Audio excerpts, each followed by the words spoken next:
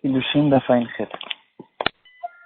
Dans notre daf, on apprend une machloket qu'il y a entre Rabbi Shimon bar Yochai et Rabbanan en ce qui concerne l'interdiction que les Kohanim ils ont, l'interdiction de se marier avec une femme qui s'appelle Zona.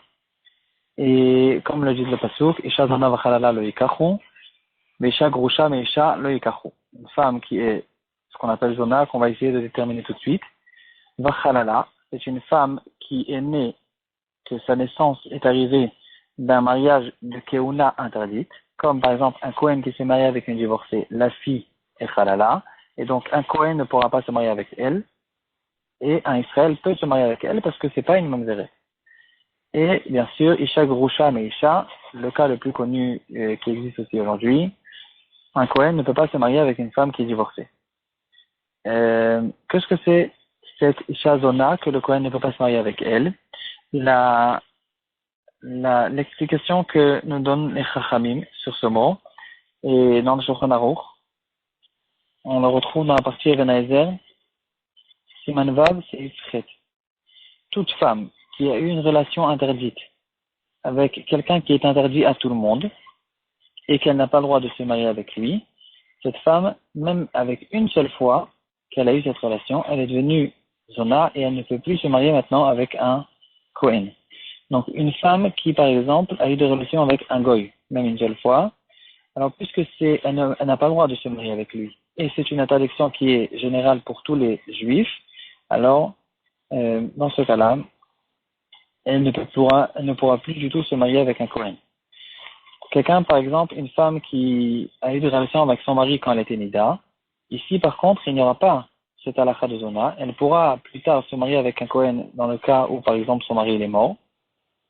Si elle se divorce, de toute façon, à cause du divorce, elle ne pourra pas se marier avec un Kohen. Mais dans le cas où il est mort, elle aura le droit de se marier avec un Kohen parce qu'elle avait le droit de se marier. En fait, théoriquement, elle peut se marier avec son mari, elle n'a pas le droit juste d'avoir une relation avec lui quand elle est nida. Donc, il faut que ce soit une interdiction générale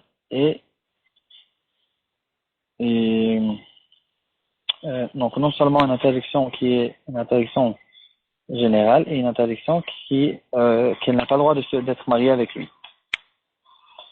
En revenant dans ce machloket, Rabbi Shimon bar Yochai et Chachamim, Rabbi Shimon bar Yochai dit, donc, en fait, on revient, c'est la raison pour laquelle une femme qui a fait sa guéroute, elle s'est convertie au judaïsme, elle ne peut pas se marier avec un Kohen, parce que on craint que puisqu'elle était Goya en tant que jeune fille, on craint qu'elle ait eu des relations avec des Goïms, et donc, ça l'a interdit à se marier avec un Kohen. Rabbi Shimon bar Yochai vient avec une svara, il dit que si elle a fait sa guéroute avant qu'elle ait l'âge de 3 ans, ses parents, par exemple, ils ont fait la guéroute, ils l'ont trempée à elle aussi, et donc à partir de l'âge de 3 ans, elle a vécu comme une juive. Dans ce cas-là, c'est comme toutes les filles juives, et on ne craint pas qu'elles ont eu des relations avec un goy, et elle pourra se marier avec un Kohen. C'est ça la svara qui est logique, que dit Rabbi Shimon bar Yochai. Pourquoi de l'âge de 3 ans? Parce qu'avant l'âge de 3 ans, ça s'appelle, les relations ne portent pas leur nom, ça s'appelle pas des relations. Et donc, même si quelqu'un a peut-être l'a souillée avant qu'elle avait 3 ans, ça s'appelle pas qu'elle a été vraiment souillée.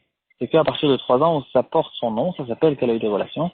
Et donc, à partir de 3 ans, si on sait qu'elle a été gardée parce qu'en fait, elle a vécu comme une juive à partir de cet âge-là, elle n'est pas Zona et elle pourra, d'après Rabbi Shimon bar Yochai, se marier avec un Kohen. Les Chachamim ne sont pas d'accord avec ça.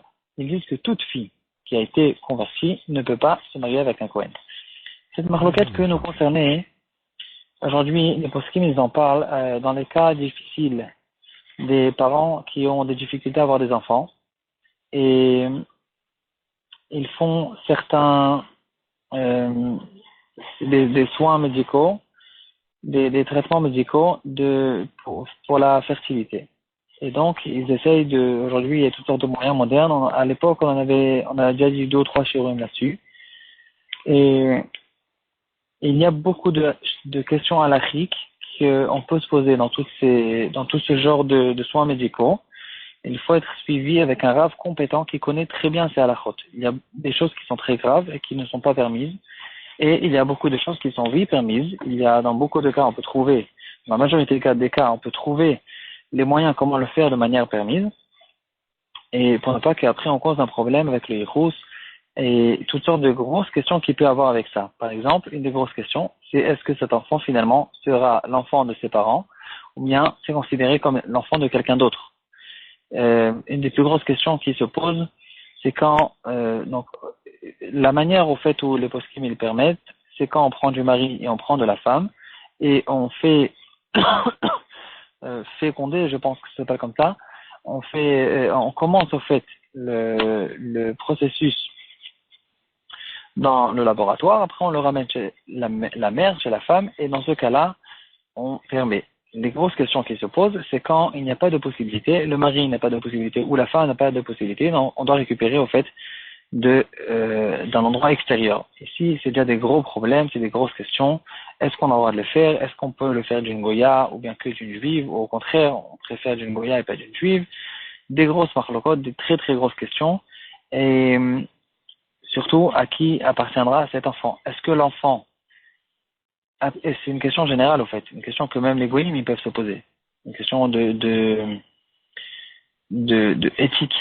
Est-ce que un enfant, c'est celui, qui est le parent d'un enfant? Est-ce que c'est celui qui l'a accouché, qui est la mère par exemple? Est-ce que c'est celle qui l'a accouché ou bien c'est celle qui lui a donné son ADN, qui lui a donné tout ce qu'il va être, tout ce qu'il va exister?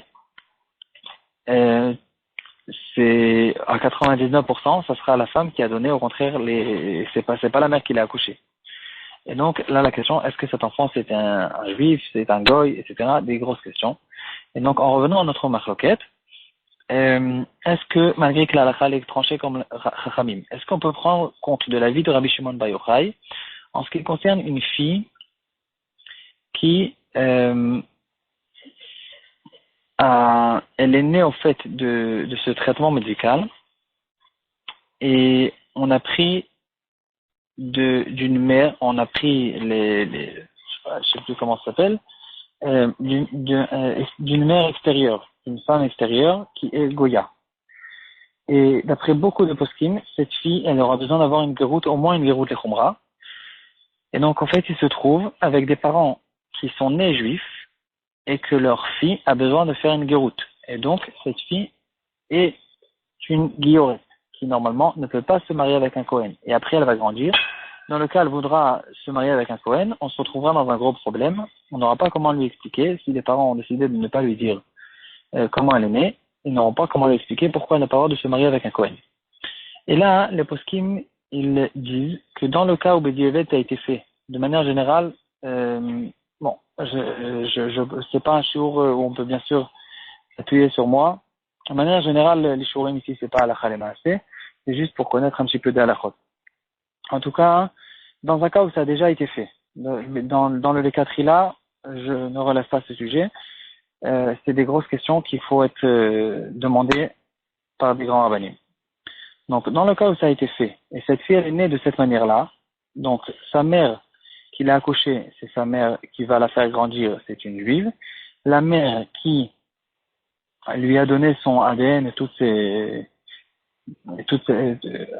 qu'il a commencé sa conception, c'est une mère qui est Goya. Donc d'après les poskim qu'il faut qu'elle fasse une guéroute, est-ce que cette fille pourra se marier avec un Cohen? Alors certains poskim disent, on peut s'appuyer sur la vie de Rabbi, peut-être on peut s'appuyer sur la vie de Rabbi Shimon Bar Yochai, qui disent qu'on lui fait cette guéroute avant qu'elle ait l'âge de 3 ans, et on va la tremper au mikvé devant un beddin avant qu'elle ait l'âge de 3 ans, et de cette manière-là, on pourra peut-être dire qu'elle pourra même se marier avec un Cohen, à cause de cette vara qui dira que bien sûr elle a grandi comme une juive, chez des parents qui sont juifs, qui ont été juifs depuis toujours, et bien sûr qu'elle n'a pas été souillée après l'âge de 3 ans. C'est ça la question, mais c'est des grosses questions qui ont été relevées dans les poskim. Espérons qu'on n'ait pas besoin de trancher la halakha dans ce genre de halakhot, que tout le monde ait des enfants facilement et beaucoup de nachat de tous leurs enfants.